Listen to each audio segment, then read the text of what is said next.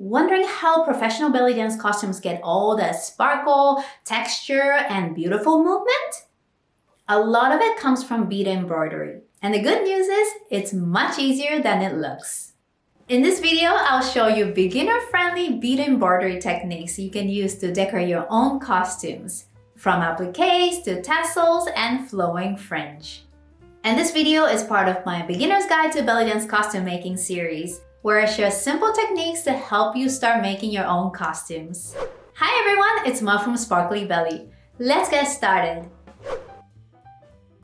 So first, you can start with the appliques. Many belly dance costumes use appliques like these.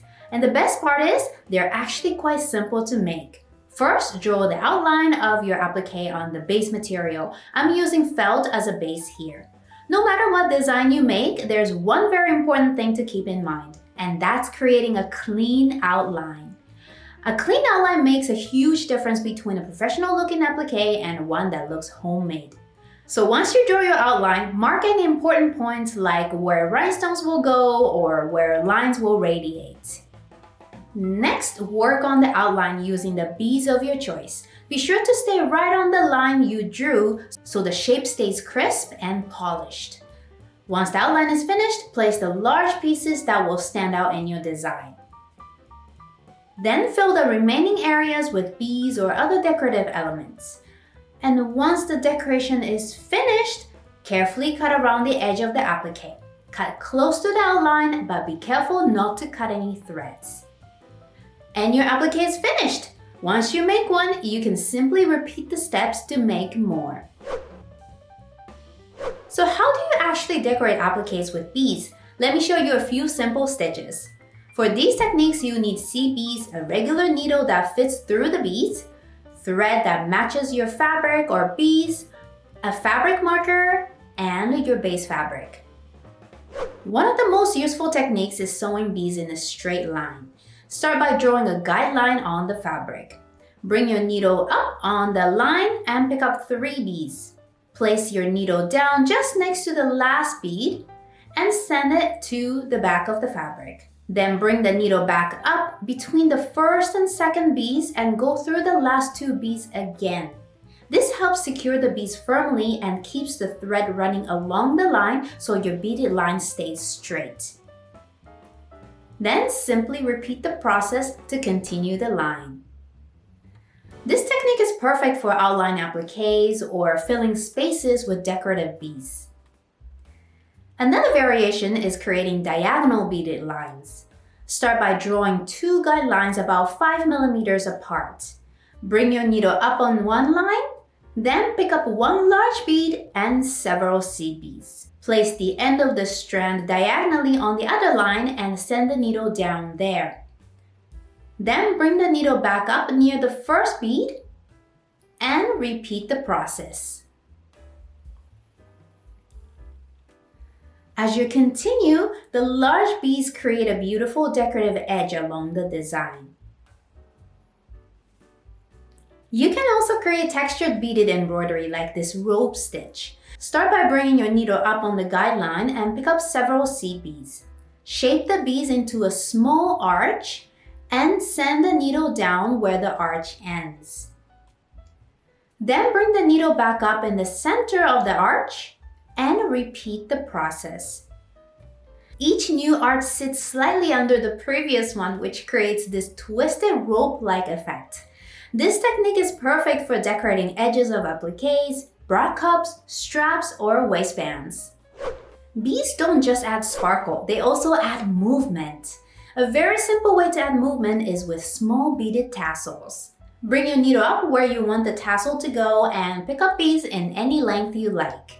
It works best if you use larger beads toward the bottom, finishing with the biggest bead and a small seed bead at the end.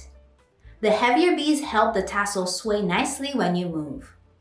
Then skip the last seed bead and pass your needle back up through the rest of the beads all the way up to the top. Send the needle back down next to where you started and secure the thread on the back. You can make a single strand or repeat the process several times to create a fuller tassel. Even small tassels like these can add beautiful movement and sparkle to your costume. And if you want even more movement, bead fringe is perfect. You can sew fringe directly onto your garment, or you can first sew it onto a ribbon or tape and then attach that to your costume. One popular technique is what I call Egyptian fringe. Start by bringing your needle out from the bottom of the tape, then load the thread with as many CBs as you like for the length of your fringe. Once you reach your desired length, pass the needle through the last bead again and through the loop of the thread. Leave just a tiny bit of wiggle room at the top so the beads can move freely. This creates a soft, flowy fringe instead of a stiff one. Then make a knot close to the last bead and trim the thread. Repeat the process to create more strands, and soon you'll have beautiful flowing fringe.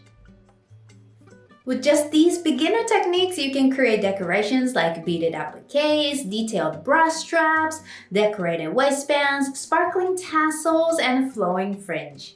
These small details are what make belly dance costumes look rich, detailed, and full of sparkles and movement on stage. And if you want to take your costume designs to the next level, check out the Sparkly Bellies All Access membership. Inside, you get instant access to all my courses where you can learn advanced techniques like intricate appliques, detailed bead embroidery, and full costume construction step by step. So if your goal is to transform a basic costume with stunning embellishments, or design a professional-looking outfit from scratch, you'll find everything you need inside. You can learn more at the link below.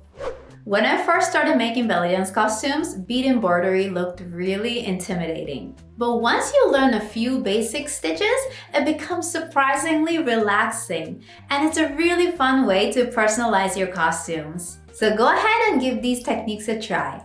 And if you want to add even more sparkles to your costumes, watch this video next, where I show you how to rhinestone costumes step by step. Thanks for watching and keep sparkling!